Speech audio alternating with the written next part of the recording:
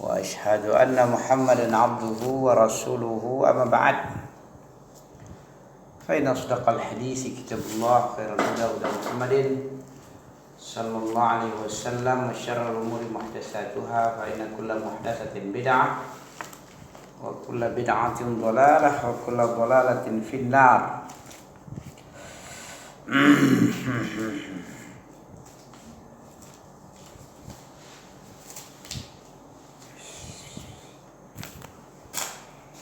Sifat salat Nabi.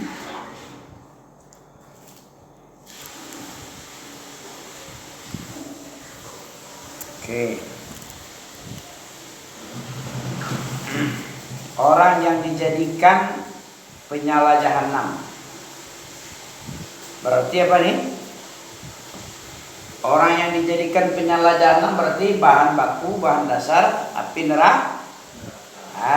Siapa dia? Orang yang dijadikan penyala berarti bahan bakar jahanam. Oke.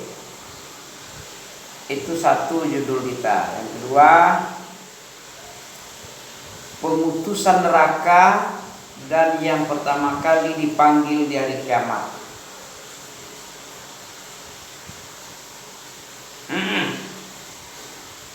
Pengutusan neraka dan yang pertama kali dipanggil di hari kiamat. Masya Allah, mengerikan ya. Kita baca sebuah hadis ini dulu. Pengutusan neraka berarti utusan untuk masuk neraka ya. Pengutusan neraka dan yang pertama kali dipanggil. Siapa yang diutus di neraka? Apa orang ini? Pengutusan neraka dan yang pertama kali dipanggil di hari kiamat. Coba kita baca ya.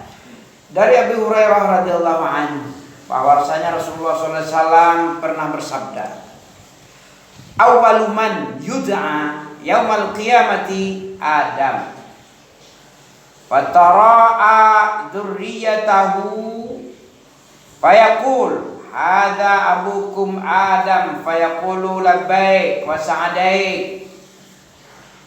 Fayaqulu ukhrij ba'sa jahannam min dzurriyyatik. Fayaqul ya Rabb kam ukhriju fayaqulu ukhrij min kulli mi'ah tis'atun wa tis'ina. Tis'atu wa tis'in. Faqalu ya Rasulullah idza ukhidha minna min kulli mi'ah tis'atun wa tis'una famadha yabqa minna. Qala inna ummati fil umam kasya'arati al-bayda fi sauri aswadi. Ya. Dari Abu Hurairah radhiyallahu anhu bahwa Rasulullah SAW bersabda, orang yang pertama kali dipanggil pada hari kiamat yaitu Adam. Ya, Adam adalah orang yang pertama kali dipanggil pada hari kiamat. Oke? Siapa yang pertama kali dipanggil dari kiamat? Nabi Abukum. Kemudian keturunannya. Kemudian keturunan anak cucunya lah. Maka dikatakan di hari kiamat ini adalah bapakmu, bapak kalian ya, yaitu namanya Adam. Maka dia berkata, saya sambut panggilannya. Maka yang memanggil itu berkata, ketahuilah utusan jahanam dari kalangan keturunanmu. Utusan jahanam dari kalangan keturunanmu. Berarti penghuni neraka jahanam dari anak Nabi Dari anak Nabi Adam itu ada penghuni. Berapa yang diutus untuk jahanam? Adam berkata, wahai Rabbku, berapa yang harus aku keluarkan dari keturunanku? Ya, dari anak-anakku ini berapa? Dari keturunanku sampai nanti, sampai habis, pokoknya anak cucuku lah. Berapa? Maka Nabi Adam berkata, maka dia berkata, keluarkan dari setiap 100 orang utusan Nabi, utusan untuk jahanam berapa? Berapa jatah jahanam? Dari 100 orang berapa untuk jahanam? 99%. Jadi berapa itu? Dari setiap 100 orang keluarkan 99 orang untuk diutus, dikirim ke neraka. Masya Allah. Ya. Na'udzubillahi minan nar, janganlah termasuk kita ya. Keluarkan dari setiap 100 orang 99-nya.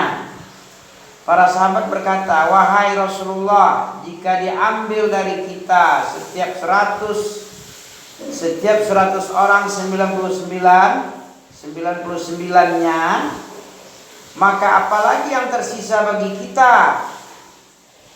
Beliau menjawab, sesungguhnya umatku di antara umat lainnya seperti bulu putih di lembu hitam. Nah, begitulah keadaannya ya. Berapa tadi? Gambaran cuman gimana? Satu orang keluarkan. Iya. Waalaikumsalam warahmatullahi. Jadi bagaimana bentuknya umat Nabi Muhammad ini? Dari keseluruhan keturunan Nabi Adam seperti rambut putih di dalam bulu yang hitam. Mana yang banyak? Orang Islam atau orang kafir? Ya. Umatku di antara umat Nabi Muhammad kan terbanyak kan? Tapi umat-umat Nabi lain lebih banyak lagi. Perbandingannya berapa? Umat Nabi itu satu helai rambut, putihnya antara 2 atau 3, selebihnya hitam lagi. Ini yang maksudnya beliau menjawab, sesungguhnya umatku di antara umat lainnya seperti bulu putih di lembu hitam. Paham maksudnya nih? Paham. Kalau ada lembu hitam kan ada putih-putih juga satu-satu kan. Nah, berarti yang lebih banyak itu umat-umat Nabi yang lain, untuk utusan neraka. Paham ya? Hadis ini di Sahihul Jami' nomor 2580. Orang yang dijadikan penyala jahanam siapa? Dari Abu Hurairah berkata Rasulullah SAW.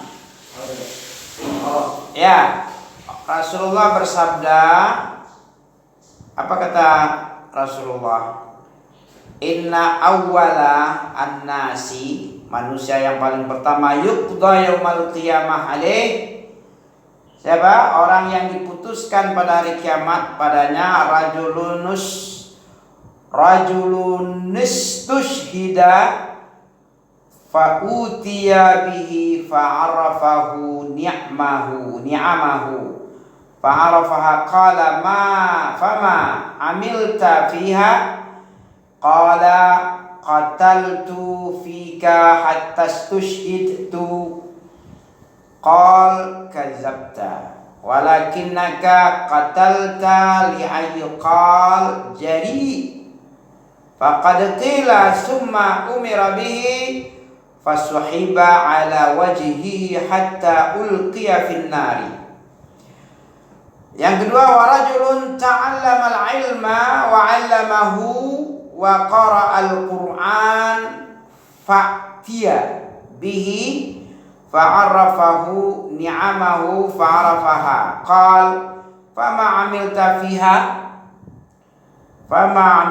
fiha qala ta'allamtu al-ilma wa 'allamtuhu wa qara'tu fika al-Qur'an qala kadzabta walakinnaka ta'allamta al-ilma liyuqala 'alim wa qara'tal Qur'an liyuqala huwa qari faqad qila thumma umira bih fasuhiba ala wajhihi hatta ulqiya fin nari.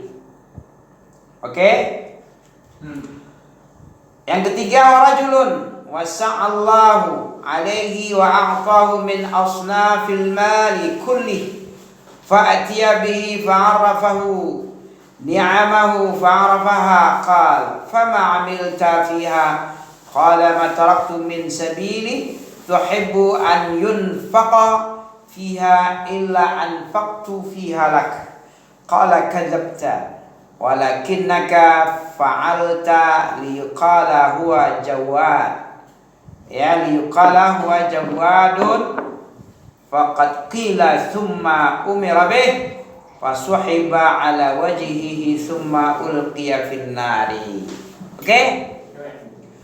Sesungguhnya manusia yang pertama kali diputuskan hukum atasnya adalah ini dia, dinyalakan api neraka untuk 3 orang. Siapa yang pertama kali? Sebelum penyembah-penyembah berhala dan berhala-berhalanya sekalian direndam ke dalam jahanam, dimasukkan jahanam. Penyembah berhala sekalian berhala-berhalanya sebelum dia dimasukkan ke neraka, penyembah-penyembah berhala dan berhala.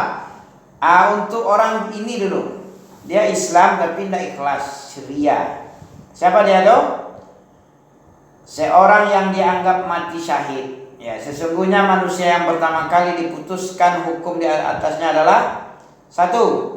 Seorang yang dianggap mati syahid, maka dia didatangkan dianggap dia mati syahid. Orang lain menganggap dia mati syahid.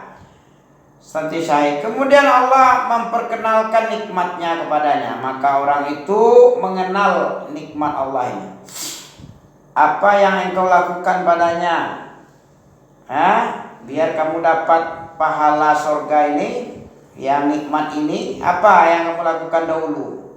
Orang itu menjawab, aku berperang di jalanmu sampai aku mati syahid. Allah berkata, engkau telah berdusta. Sebenarnya engkau berperang agar dikatakan oleh orang lain sebagai jari, sebagai pemberani. Dan itu sudah diucapkan orang. Kamu sudah dapatkan nama itu, seorang yang jari, kata orang. Kemudian Allah memerintahkan orang itu untuk diseret dalam keadaan tertelungkup hingga akhirnya dicampakkan ke neraka. Yang kedua, ada orang yang mempelajari ilmu dan mengajarkannya serta membaca Al-Quran. Maka orang itu didatangkanlah. Kemudian Allah memperkenalkan nikmat surganya kepada orang yang tadi, orang yang belajar agama dan mengajarkan. Dan orang itu pun mengenal nikmat itu akan mendapat untuknya. Dia akan dapat nikmat.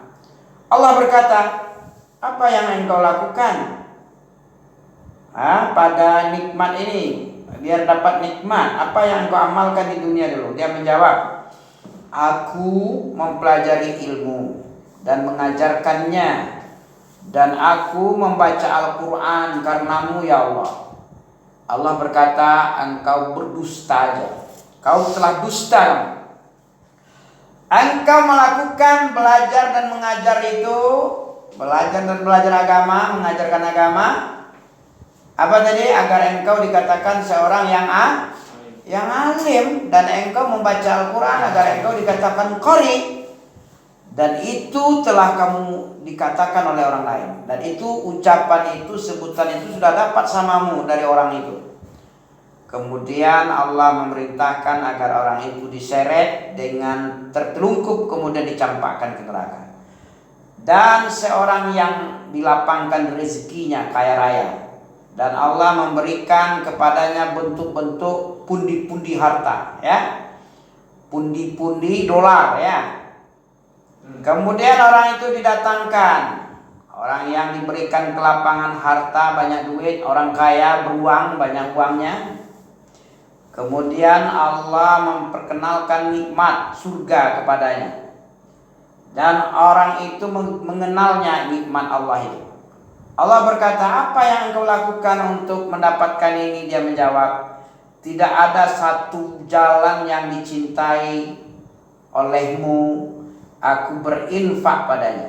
Tidak satu pun tempat-tempat yang diperintahkan untuk menyumbang, berinfak, melainkan aku telah berinfak pada tempat-tempat itu. Dan itu aku lakukan karena mengharapkan pahalamu. Allah berkata, engkau telah dusta, engkau bohong. Engkau melakukan demikian agar engkau dikatakan sebagai seorang yang dermawan, orang yang pemurah. Dan itu telah dikatakan orang kepadamu, sudah diselipkan sebutan itu buat kamu. Kemudian Allah memerintahkan agar orang itu diseret dalam keadaan tertelungkup, kemudian dicampakkan ke dalam neraka jahanam. Ya. Jam piro iki? Tunggu dulu. 19.13 baru. Masih 7 menit ya. Oke. Jadi sebelum apa tadi judulnya nih? Orang yang dijadikan penyala jahanam. Sebelum batu-batu dan manusia penyembah berhala, dan berhala itu dari batu biasanya kan. Waquduhan nasu wal hijarah, apa artinya itu? Qu anfusakum wa ahlikum nara waquduhan nasu wal hijarah, apa artinya? Hai orang-orang yang beriman, qu anfusakum. Tahu artinya itu? Antum sebagai calon abdi ya. Calon ya, mau nikah tidak? Insyaallah ya. Ini ayat ini untuk kepala rumah tangga ini. Apa artinya? Surah apa itu? Qu anfusakum wa ahlikum nara. Oh, itu surat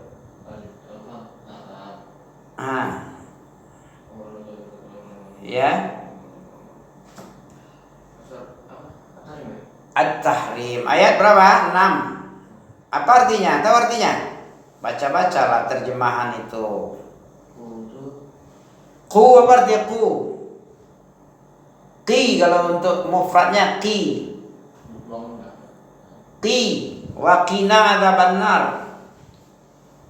Qi artinya pelihara. Kalau ku pelihara oleh kalian. Kalau qi kita baca wa qina adzabannar, dan peliharalah aku. Ya, untuk mufradnya qi, untuk dua musananya qia. Untuk apanya? Itu jamaknya ku. Ya ayyuhalladzina amanu qu anfusakum, peliharalah dirimu, wa ahlikum naro, dan keluarga. Ini kepada siapa nih? Kepada kepala bapak. Seorang bapak itu diperintah oleh Allah agar menjaga diri kita sendiri dulu, habis itu keluarga, anak dan istri. Apa tafsir dari Ali bin Abi Thalib tentang qu anfusakum ini? Apa artinya? Jaga dan pelihara dirimu dan keluargamu, anak istri, orang-orang yang di bawah tanggung jawabmu, anak buah-buahmu. Tafsirnya apa? Agar diajarkan syariat Allah, diajarkan sholat, diajarkan adab. Itu kewajiban yang diembankan oleh Allah. Kewajiban yang paling awal itu apa pertama kali? Yang paling awal yang diwajibkan atas kita sebagai turunan anak Adam apa? Tauhid. Dalilnya mana? Setiap anak Adam itu, kata Syekh Muhammad bin Abdul Wahab, awwalu ma faradallahu ala ibni Adam. Apa faradallah ala ibni Adam? Al-imanu billah, ya. Yang wajib pertama kali apa? Imanu billah wa kufru bitaghut. Dalilnya mana? Yang pertama kali yang diwajibkan, difardukan oleh Allah kepada turunan Nabi Adam anak cucu Adam ini apa pertama kali? Al-imanu billah wa kufru bit-taghut. Dalil? Tahu? Apa dalilnya? Ini pelajaran anak kelas 4 ini. Kelas 4 ibtidaiyah ini. Dan kebanyakan kaum muslimin nggak tahu ini. Kewajiban yang paling awal apa ya tadi? Tauhid. Iman kepada Allah. Apa makna iman? Nah, ini pun nggak tahu juga mungkin. Makna iman yang sebenar, makna iman itu apa? Apa iman di mulut saja atau bagaimana? Iman kepada Allah, iman bahwa Allah itu satu-satunya ilah yang diibadahi dengan selain Allah yang diibadahi, kan banyak yang diibadahi, adalah kebatilan. Itu makna iman. Meyakini Allah itu satu-satunya peribadahan, tempat beribadah, zul uluhiyah, ya. Zul uluhiyah, ma'bud, ya, yang hak. Dalilnya apa itu? La ilaha illallah, tidak ada la ma'buda bihaqqin illallah. Itu dalilnya ada, masih ingat? Surat Al-Hajj ayat 62, ya. Zalika bi anna Allah huwal haq. Apa tadi? Zalika, coba tengok lagi. Mana Quran ini? Zalika bi anna Allah, Al-Hajj ayat 62, coba tengok. Ini jangan sampai kita nggak tahu makna la ilaha illallah, la ma'buda bihaqqin illallah. Dari mana asalnya itu? Zalika bi anna Allah huwal haq wa apa tadi? Ayat 62. Wa annama yad'u min dunihi huwal batil. Wa anna Allah huwal aliyul kabir. Nah, itu bunyinya. Ini adalah tafsir daripada la ilaha illallah. Ya. Yang demikian ini kenapa la ilaha illallah? Karena Allah itu adalah sesembahan yang hak. Adapun sesembahan yang diibadati selain Allah itu adalah batil. Diibadahi juga. Jangan dibilang la ilaha illallah, tidak Tuhan selain Allah, ya. Kenapa tuh? Kenapa? Karena orang Shinto menyembah matahari, dan matahari itu bukan Allah. Kalau dibilang tidak ada Tuhan selain Allah, Yesus Allah enggak. Tapi dia diibadahi oleh Kristen. Jadi apa yang disebut oleh guru-guru yang tidak mengerti ayat Al-Hajj 62 itu salah. Salah benar, salah betul. Kenapa dia membilang tidak ada Tuhan selain Allah, la ilaha illallah? Tidak ada Tuhan selain Allah. Memangnya di bumi ini Allah saja yang diibadahi? Di bumi ini Allah, manusia menyembah Allah semua. Sesembahan selain Allah ada enggak di bumi? Berarti Allah itu? Enggak. Tapi kenapa dibilang tidak ada Tuhan selain Allah? Nah, gimana? Orang Jepang menyembah matahari, matahari bukan Allah. Orang Kristen menyembah Yesus, Yesus bukan Allah. Orang Buddha menyembah Sang Hyang Widiwase, Hindu, ya. Atau Siddhartha Gautama, pekong-pekong, patung-patung kuning itu kan. Apakah itu Allah? Itu Tuhan mereka. Nah, jadi dia tidak mengerti Al-Hajj ayat 62. Apa bunyi Al-Hajj ayat 62 tahu? Apa di situ? Zalika bi anna Allah wal haq wa anna ma yad'u min dunihi min dunillah wa min dunihi. Nah, dan apa saja yang diibadahi, yang diseru selain Dia, artinya Allah, itu batil.